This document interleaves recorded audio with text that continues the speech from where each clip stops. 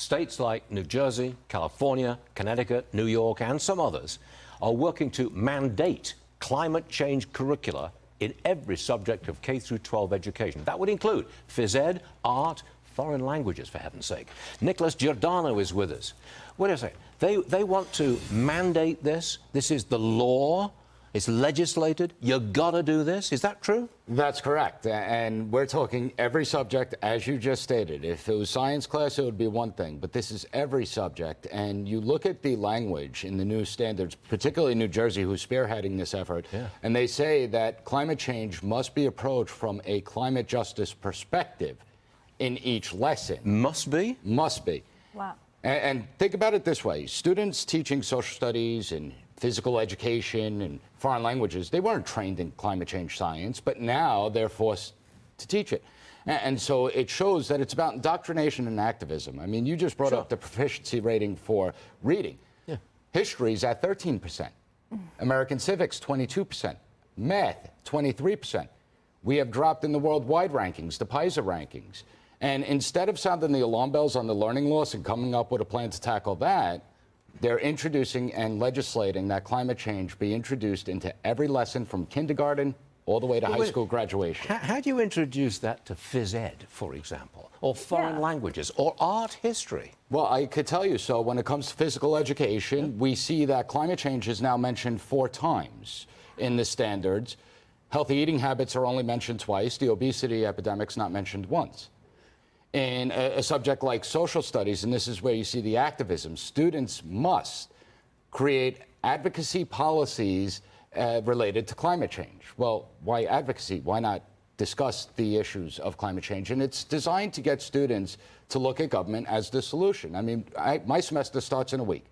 90% of my students can't differentiate between the United States Constitution and Russian Constitution. 86% can't pass a basic citizenship exam. Maybe we should prioritize that over teachers that don't have any experience in climate change pushing an agenda on the student body. Now, you're a professor at not a high Political school. Science. Political College. science at a college. Correct. And so you must teach this in this way. Well, no, this is K through 12. Right. Okay. So when they get to my class, they're going to be so focused in K through 12 on climate change, they're really not going to have any understanding of American government. But that's kind of the point, that if you don't understand the government and the powers of government, you're willing to give unlimited power. And that's why at campus reform, we're sounding the alarm bells, because academic excellence, intellectual curiosity, education, it's going out the window. And it's being replaced by this groupthink mentality where you're forced to think one way. Only one narrative is right. And if we give everyone a uniformity of ideas, well, then you achieve a political agenda. Go ahead. Well, at the younger level, you know, kindergarten, first, second grade, the kids do what they're told for the most part. Sure. Right? The teacher is God, what they say is true. I can tell you when it's Earth Week in our school, my kids come home, we're recycling this, Mom, you're using too much water. I'm fine with that, but they absorb everything that they're told. So if we're starting on that small level, they're going to be listening all the way up and indoctrinated. It is an active indoctrination appeal to children. Correct. Get them as young as you possibly can, and they'll stick with you all the way through. Are we creating an entire generation of climate activists? Yes, we are. We've already created them. We are creating them, and it's being reinforced. But my concern is that it's based on fear. I mean, we're already seeing poll numbers that kids between the ages of 13 and 17, the majority of them have a fear of climate change.